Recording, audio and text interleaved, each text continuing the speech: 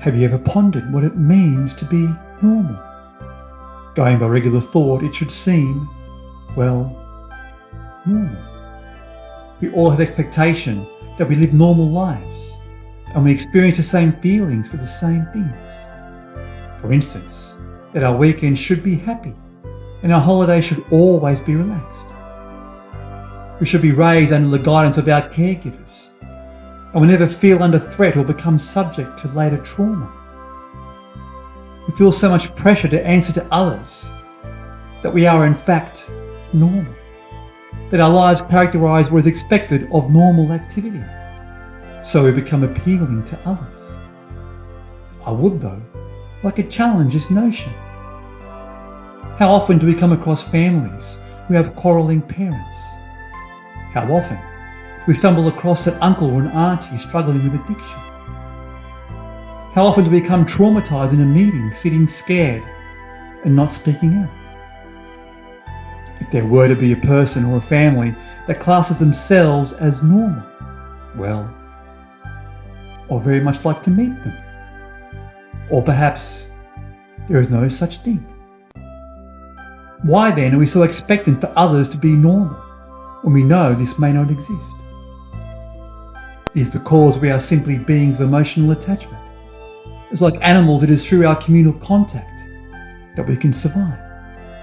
We become fulfilled socially when in the company of others.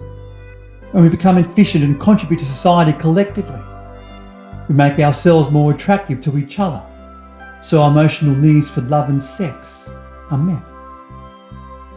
Our brains are literally wired for recognition and the love and beauty which we cherish in art and nature. So while to be seen as normal can at times be difficult, it is also an undeniable necessity. So how can we solve this problem? While acknowledging that to be normal is a reality of life, we have to remove the stigmatism associated with it. As so often we are told that we have dark and happy thoughts, but the more we brazen ourselves into these categories, the more we feel removed from each other and even ourselves.